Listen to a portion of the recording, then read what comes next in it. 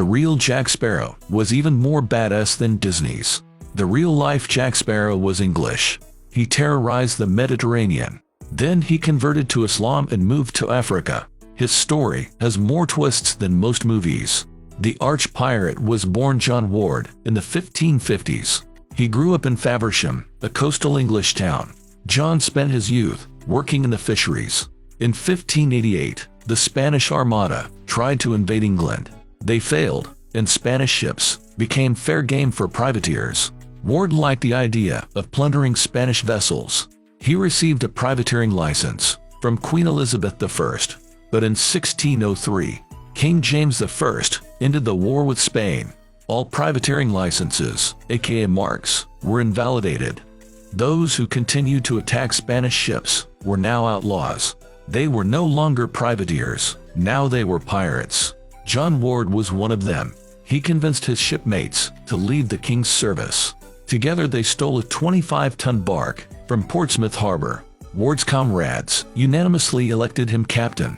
They sailed to the Isle of Wight and captured another ship, the Violet. Rumors said she was carrying the treasure of Catholic refugees, but the Violet turned out to be empty. Ward then used her to capture a much larger French ship, now properly equipped. Ward and his men sailed for the Mediterranean. They acquired a Dutch flyboat of 32 guns. Ward renamed her the Gift. They sailed to the Moroccan port city of Salah. Ward arranged with Uthman Dey to use Tunis as a base of operations. Dey was the commander of the Janissary Corps. According to their arrangement, Dey would get 10% of all goods captured. From his Tunis base, Ward went on to terrorize the Mediterranean.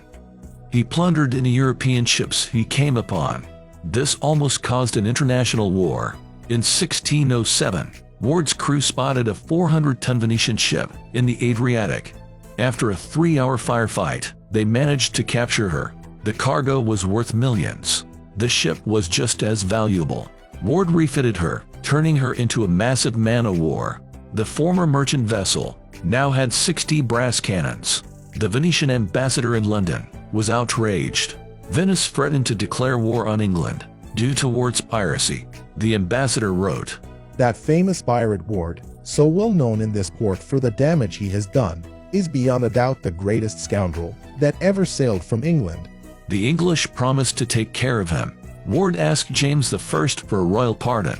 The king refused, fearing a war with Venice. Ward reluctantly returned to Tunis. He accepted Islam, along with his entire crew. John Ward changed his name to Yusuf Rees. He married an Italian woman, but continued to send money to his English wife. One of Ward's many nicknames was Jack Birdie. Captain Birdie was allegedly obsessed with little birds. Tunisians called him Jack Asfar. Asfar is Arabic for sparrow. Despite his conversion, John Jack Yusuf wasn't pious. An English sailor who saw him in 1608 left this description: "Very short with little hair, and that quite white, bald in front, swart of face and beard, speaks little and almost always swearing, drunk from morn till night, the habits of a forest salt, a fool and an idiot out of his trade." Ward continued raiding Mediterranean shipping. He eventually commanded a whole fleet of corsairs.